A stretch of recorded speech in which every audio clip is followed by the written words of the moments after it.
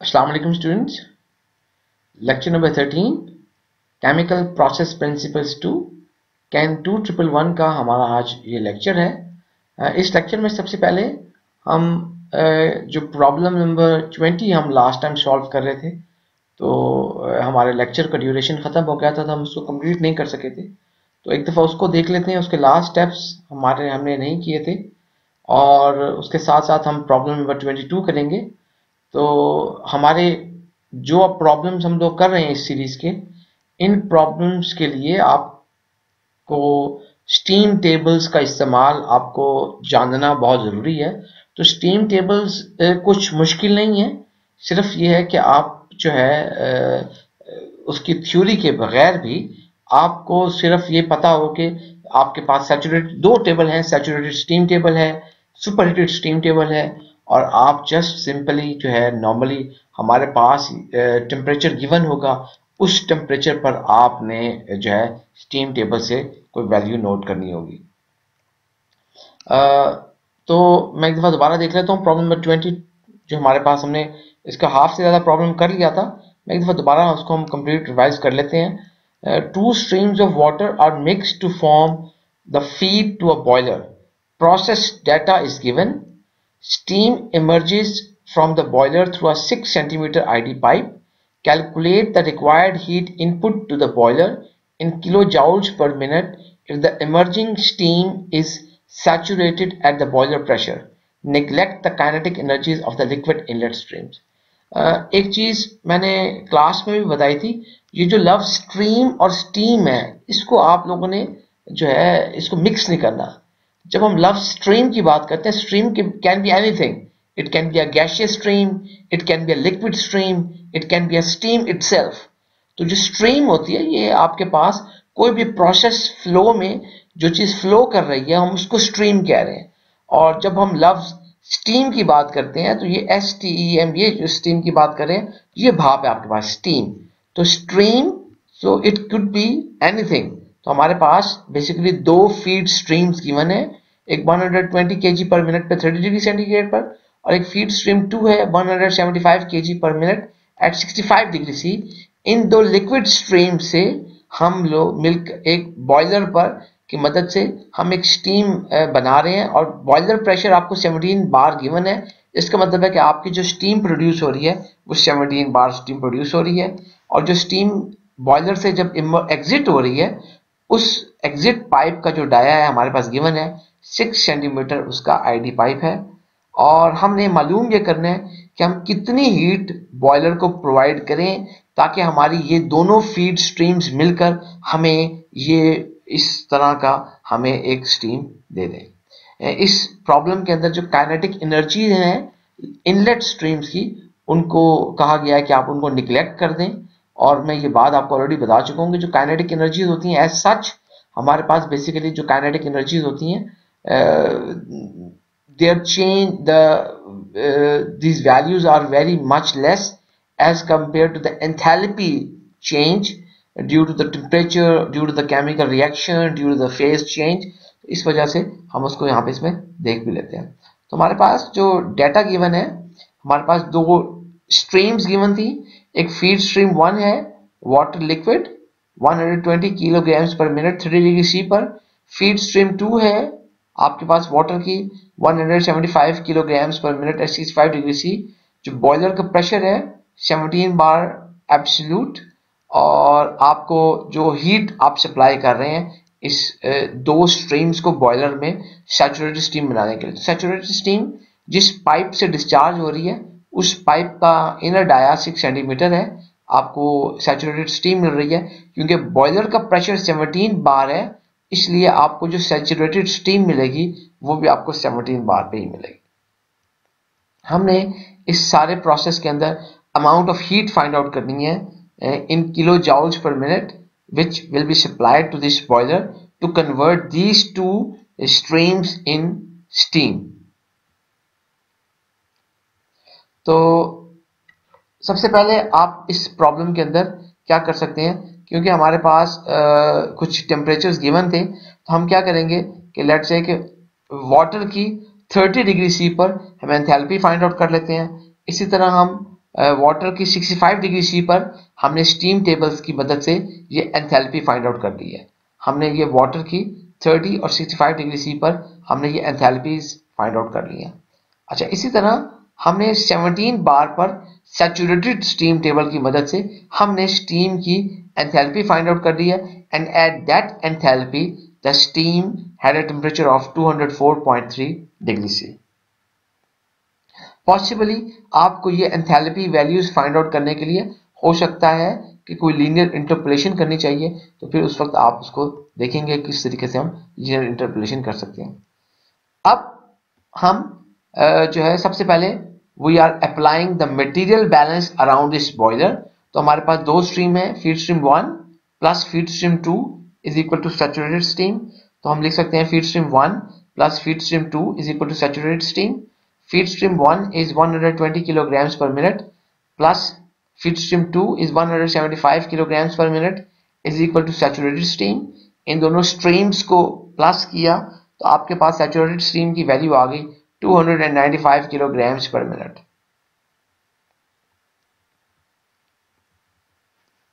अच्छा जी, अब ऑलरेडी हम ये फाइंड आउट कर चुके हैं, एंथैल्पीज हम फाइंड आउट कर चुके हैं।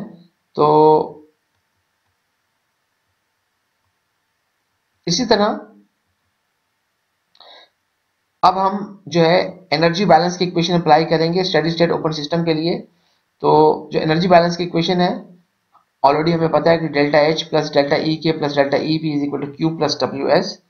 और क्योंकि there are no moving parts because it's a boiler, no turbine, no pumps, nothing, so the W S is equal to 0। Already हमारे पास जो था क्योंकि इस प्रॉब्लम के अंदर हमारे पास कोई हाइट्स वगैरह गिवन नहीं है, so we cannot calculate the potential energy. If we cannot calculate the potential energy, that means change in potential energy will also be unknown, और जो change in potential energy will be equals to 0। तो इसको हमने delta E P को भी हमने यहाँ पर 0 ले लिया। इसके साथ साथ ऑलरेडी हमारे पास गिवन है कि जो काइनेटिक एनर्जीज हैं इनलेट स्ट्रीम्स की वो भी निगलेक्ट करनी है। जब हमने अब डब्ल्यू एस और डेल्टा ई पी की वैल्यू इस इक्वेशन नंबर 1 में हमने पुट की तो हमारे पास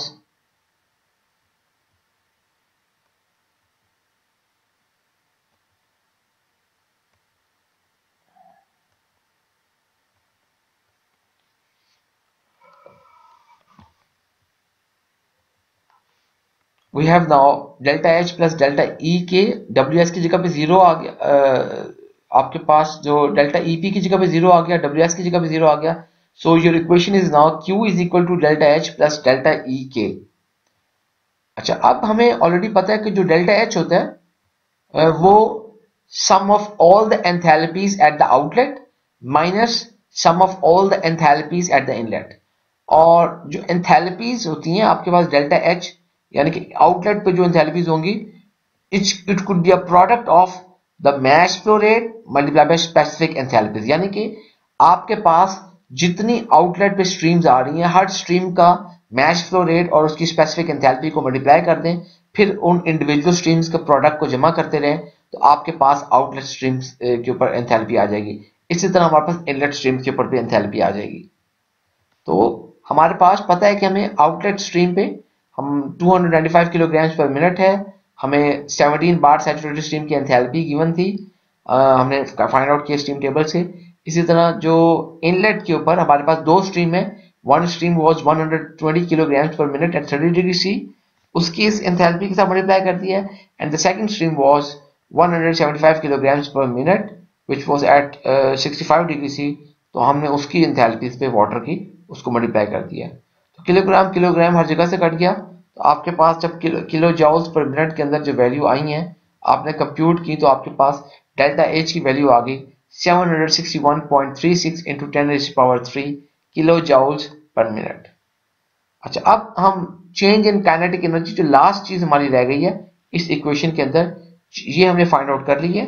change in kinetic energy find out करना चाहते हैं तो बिल्कुल इसी तरह, क्योंकि चेंज इन काइनेटिक एनर्जी है तो ऑलरेडी आपको पता है कि चेंज इन काइनेटिक एनर्जी जो है हमारे पास, वेट अ सेकेंड, ऑलरेडी हमें पता है कि जो चेंज इन काइनेटिक एनर्जी होती है that means the kinetic energy at the outlet minus kinetic energy at the inlet. Already हमें गिवन है कि change in kinetic energy at the inlet is equal to zero, that means the change in kinetic energy is equal to all the kinetic energy at the outlet. आपने इसका मतलब है कि जो kinetic energy find out करनी है at the outlet, तो outlet की अगर आपने काइनेटिक एनर्जी फाइंड आउट करनी है, we know that the kinetic energy at the outlet या कोई भी काइनेटिक एनर्जी 1/2 mu स्क्वायर होगी, तो आपने 1/2 mu स्क्वायर फाइंड आउट करना है। तो m हमारे पास गिवन है, हमारे पास अब u हम मालूम करना चाहते हैं। u हम उसको मालूम करने के लिए हम देखते हैं कि किस तरीके से हम u मालूम कर सकते हैं। तो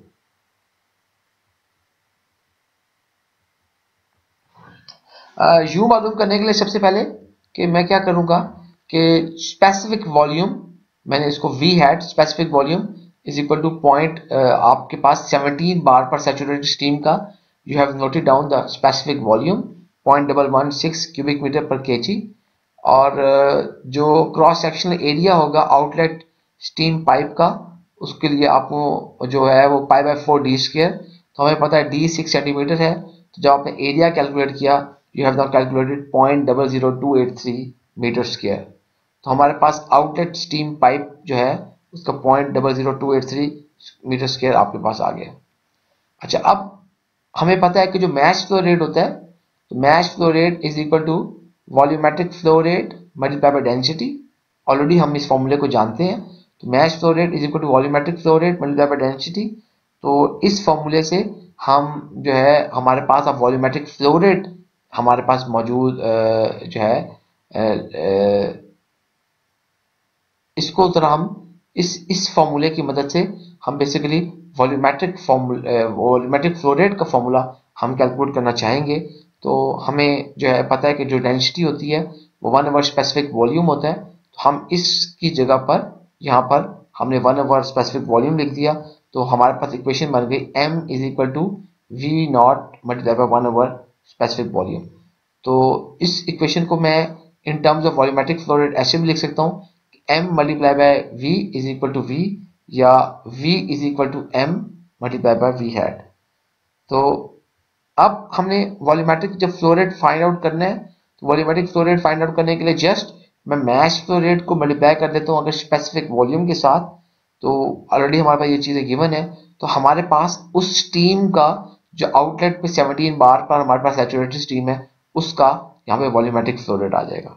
जब हमारे पास वॉल्यूमेट्रिक फ्लो रेट आ जाएगा, तो मुझे पता है कि जो वेलोसिटी फाइंड आउट करने के लिए, वेलोसिटी जो है आपको कैसे रिलेट कर सकते हैं वॉल्यूमेट्रिक फ्लो रेट के साथ, कि volumetric flow rate is equal to velocity into cross sectional area, and therefore velocity is equal to volumetric जो आपके पास इसको v is equal to u over a, या velocity is equal to volumetric flow rate divided by cross sectional area.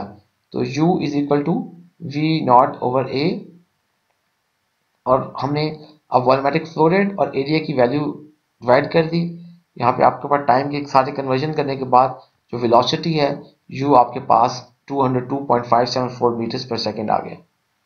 जब आपने इन values को m dot और u की वैल्यूज को इस फॉर्मूले में पुट किया, so now you have 1/2 multiply by mass flow rate equal 295 kilograms per minute, और जो u है 202.574 square metre square per second square, और जो 1 न्यूटन है वो 1 kilogram metre per second square. तो अब आपने जो है यहाँ से हमारे पास ये किलोग्राम इस किलोग्राम से कट गया, और इसी तरह हमारे पास जो है जे सेकंड स्क्वायर इस सेकंड स्क्वायर से कट गया। We know that 1 joule is equal to 1 newton into metre, 1 newton इस न्यूटन से कट गया, 1 metre is here, 1 metre is here, this 2 meters will be cut by this meter square। हमारे पास जो है 1 kilo joule जो है वो 10⁻³ जाउल के बराबर है, तो ये जाउल इस जाउल से कट जाएगा। So overall we will have change in kinetic energy is equal to 6.053 into 10⁻³ kilojoules per minute। अच्छा, अब अगर आप जो है इन वैल्यू को हम जो है हमारे पास इक्वेशन नंबर 2 यानी कि जिसमें हमने q इज इक्वल टू बताया था कि delta H plus delta E के, उसके अंदर हमने इसको पुट किया इन वैल्यूज को, तो हमारे पास जो Q की वैल्यू आई है 767.413 into 10⁻³ kilo joules per minute.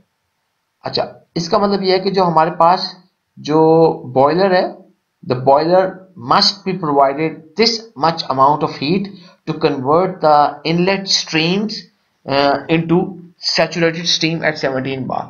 जरा आप इसमें एक चीज छोटी सी गौर तलब है इस सवाल में, this is not the part of your problem but you have to observe what I am trying to mention here।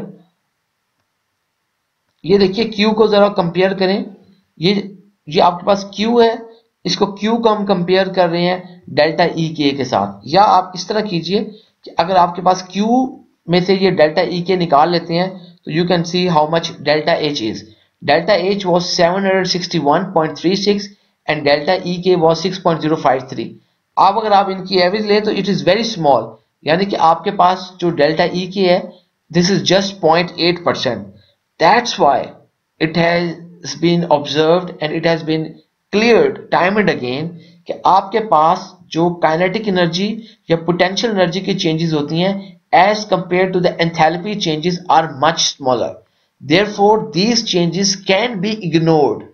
तो आप जो है खास तौर पर उस केसेस में जब आपके पास किसी ऐसे प्रोसेस के अंदर we have जो है face changes, we have chemical reactions और लार्ज टेम्परेचर चेंजेस, इन तीन वजूहात की वजह से जो एंथैल्पी की वैल्यू हैं वो इतनी ज्यादा बढ़ जाती हैं कि as compare to the kinetic energy, यानी कि देखिए आपके पास जो चेंज इन एंथैल्पी थी वो 761.36 थी, but the change in kinetic energy was 6.053 which is just 0.8%, which is very less.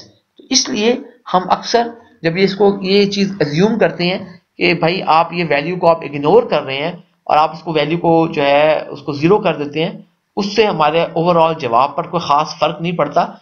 It will have a very less effect और हम इस चीज को अक्सर यूज कर लेते हैं।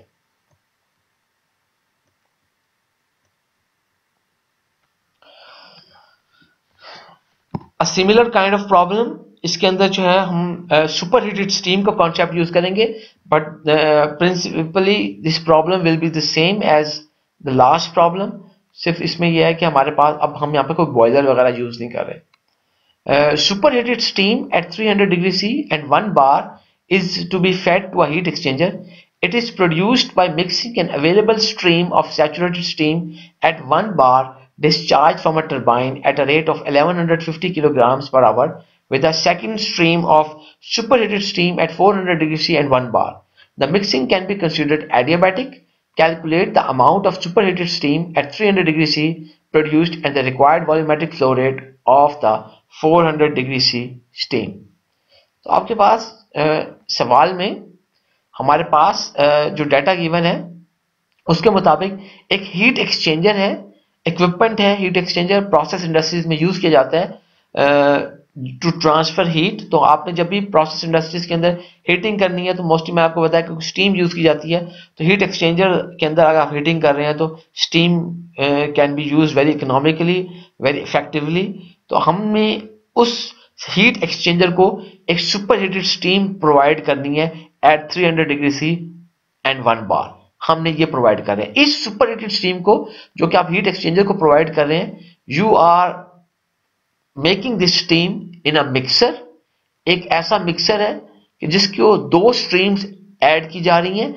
जो पहली स्ट्रीम है, the first stream is basically steam, saturated steam discharge from a turbine, यानी कि कोई टरबाइन चल रही थी और टरबाइन का डिस्चार्ज है सैचुरेटेड स्टीम एट 1 bar हमारे पास कोई गिवन है। अच्छा, उसका अमाउंट गिवन है 1150 किलोग्राम्स पर आवर। उस सैचुरेटेड स्टीम एट 1 bar को आप मिक्स कर रहे हैं super heated steam at 400 degree C and 1 bar। तो आपके पास उसका मैच फ्लो रेट गिवन नहीं है, that match flow rate will be M1, हम उसको नाम दे देते हैं कि M1 है और आपके पास ये M2 है। तो हमने ये M1 और M2 ये दोनों चीजें हमने जो है इस प्रॉब्लम के अंदर फाइंड आउट करनी है।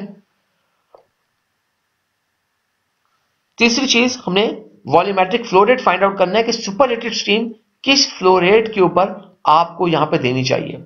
जो एजम्पशन कर रहे हैं हम, एजम्पशन ये कर रहे हैं कि ये जो मिक्सर है इस मिक्सर के अंदर एडियाबैटिक मिक्सिंग हो रही है। What does adiabatic mixing means?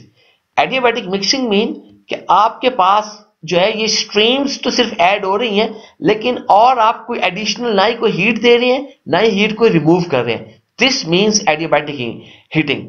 अच्छा, एडियाबैटिक मिक्सिंग है, सॉरी एडियाबैटिक मिक्सिंग। अब आपको अगर ये लगे कि देखें जी इसमें जो स्टीम है, क्योंकि स्टीम हॉट होती है वो ऐड हो रही है, but we are not actually heating, we are just mixing, तो हमारे पास ये जो स्ट्रीम की हीट है वो तो आ रही है। आपकी जो स्ट्रीम थी, जो आपकी basically steam, saturated steam eight 1 bar and the second stream which is superheated steam at 400 degrees C and 1 bar, these two streams are being continuously fed to this mixer, but the mixing operation itself is adiabatic, meaning कोई आप heat add नहीं कर रहे, कोई heat इसमें से loose नहीं कर रही, सिर्फ स्ट्रीम्स ऐड हो रही हैं, मिक्स हो रही हैं और डिस्चार्ज हो रही हैं, लेकिन अलग से स्पेशली आप ना कोई हीटिंग कर रहे हैं ना इसमें से कोई हीट लॉस हो रही है। This means adiabatic mixing. जब लफ्ज एडियाबैटिक आ जाए इसका मतलब है कि इस प्रोसेस के ऊपर जब आप अपना एनर्जी बैलेंस इक्वेशन अप्लाई करेंगे, at that time the Q will be equal to 0 because of adiabatic mixing. अच्छा, अब हमारे पास यहां पे तीन मुख्तलिफ किस्म की स्टीम्स मौजूद हैं। सैचुरेटेड स्टीम है 1 bar पे, सुपरहीटेड स्टीम है 400 डिग्री C एंड 1 bar पे, और सुपरहीटेड स्टीम है 300 C और 1 bar पे। लिहाजा सबसे पहले हम स्टीम टेबल की मदद से इन टेम्परेचर्स के ऊपर हम जो है एंथैल्पीज फाइंड आउट कर लेंगे। तो हमने जो एंथैल्पीज फाइंड आउट की, हमें पता चला कि एट 1 bar प्रेशर के ऊपर जो सैचुरेटेड स्टीम की आपके पास वैल्यू है, हमने इसको नोट कर लिया आपकी 2675.4, superheated steam at 400 degree C is 3278, superheated steam eight 300 degree C is 3074। हमने ये जो वैल्यूज हैं इनको हमने फाइंड आउट कर लिया। जब हमने ये वैल्यूज हमने फाइंड आउट कर ली हैं, तो अब हमारे पास गौर कीजिए, इस इक्वेशन के अंदर अननोन ज्यादा है, M1 भी अननोन है, M2 भी अननोन है। उसके बाद जब हमारे पे M ये नोन होंगे तो ही हम V1 वगैरह कैलकुलेट कर सकते हैं। लिहाजा हम क्या करेंगे, हम साइमल्टेनियसली यानी कि बैक वक्त इस पे मटेरियल बैलेंस भी अप्लाई करेंगे, इस पे एनर्जी बैलेंस भी अप्लाई करेंगे। Let's apply the material balance first.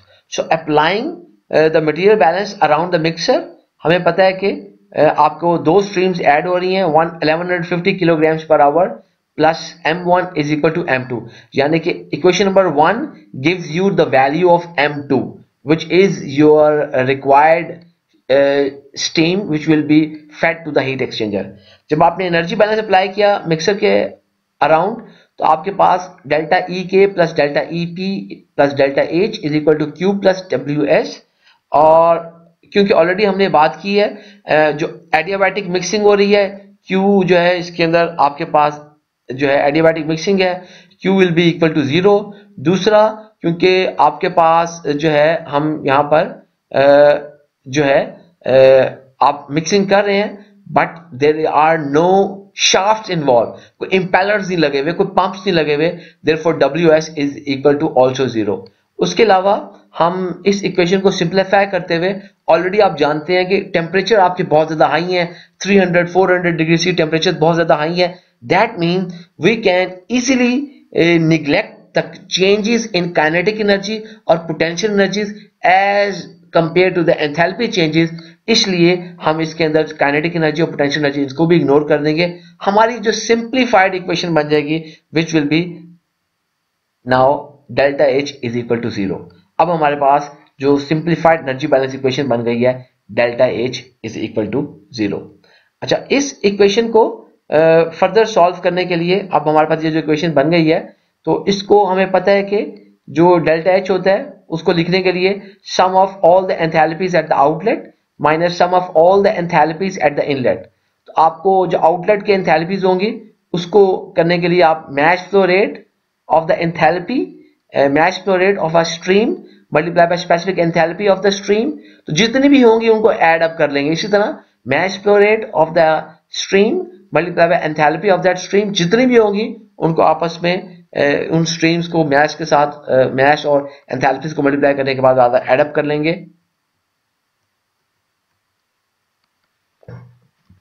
तो अब हमारे पास 0 इज इक्वल टू जो हमारे पास मैच फ्लो रेट की जो हमारे पास वैल्यू गिवन है M2 we don't know it, so हमने यहाँ पे जो क्योंकि आउटलेट स्ट्रीम की बात करें तो M2 we have put here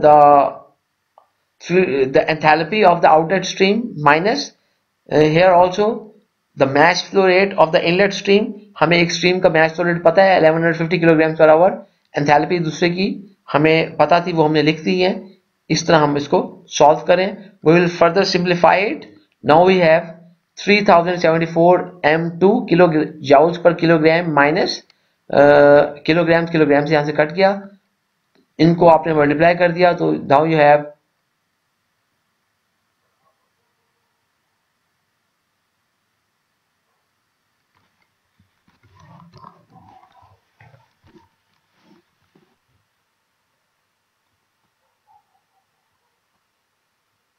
okay, there is a slight mistake here.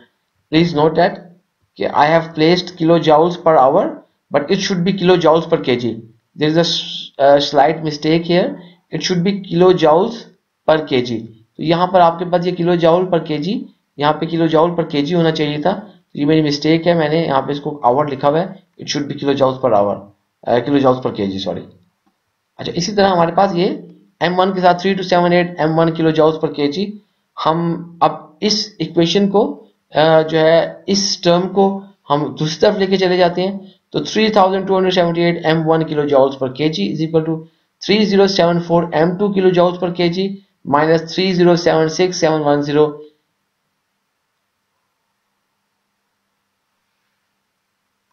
Okay, just wait a second.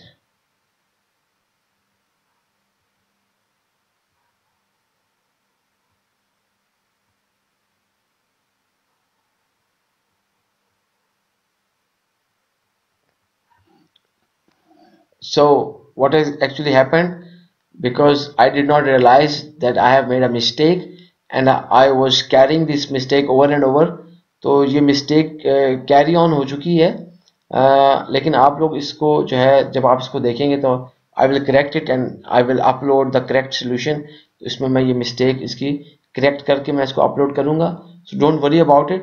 तो यहाँ पर basically kg होना चाहिए था, तो मैंने इसको last step में यहाँ पर इसको kg कर दिया है, but before that on this page you will find it a mistake kilo joules per our.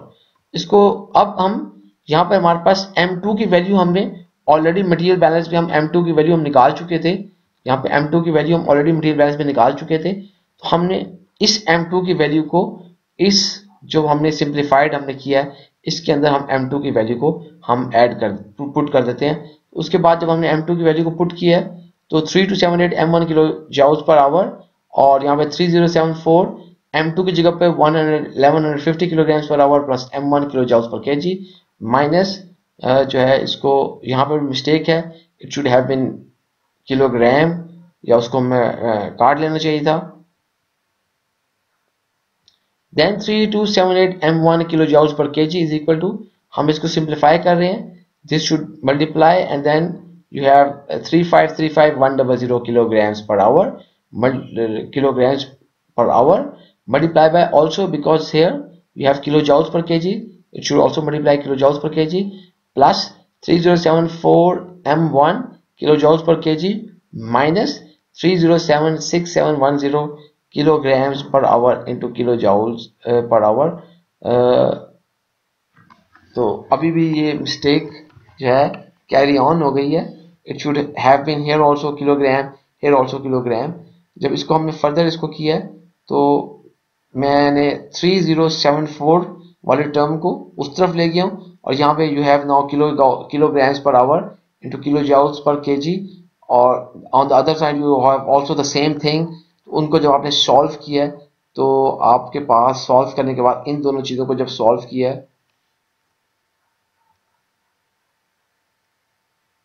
okay, we are इन तीनों चीजों को जब आपने सॉल्व किया है, now you have 201 M1 kilo joules per kg is equal to 458390 kilograms per hour into kilojoules per kg। तो because on the both sides you have now kilojoules per kg, the kilo joules per KG can be easily cut. आपके पास ये दोनों values cut हो गई हैं। उसके बाद बाकी जो बच गया 204 m1 is equal to 458390 kilogram per hour. That means the m1 is equal to, आपने 204 दूसरे ले गए हैं, the value of the m1 will be equal to 2247.01 kilograms per hour. So we have found the value of m1 which was equal to 2247.01 kilograms per hour.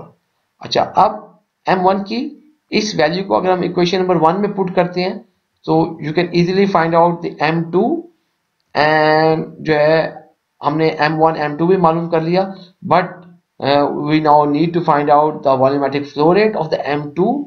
उस volumetric flow rate को मालूम करने के लिए हमें पता है formula, mass flow rate is equal to volumetric flow rate multiplied by density, and the mass flow rate is equal to volumetric flow rate multiplied by density, and the density is equal to 1 over specific volume.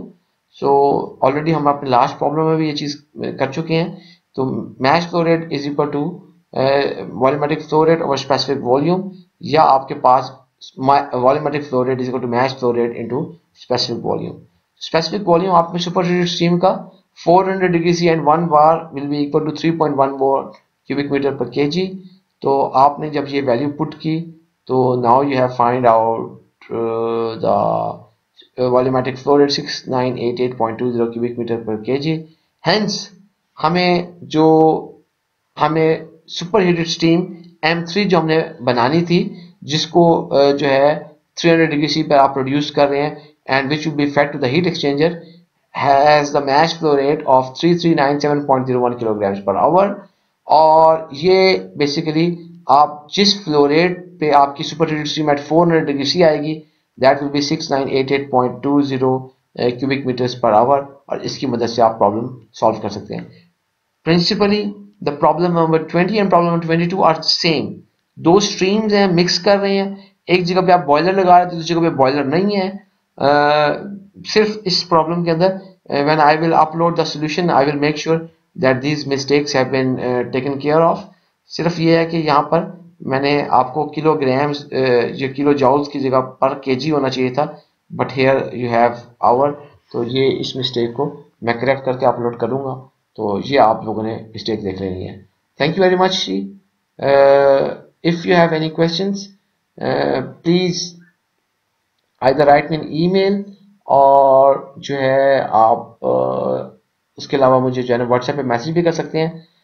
There was some questions regarding steam tables और ख़ास तौर पर saturation point के हवाले से।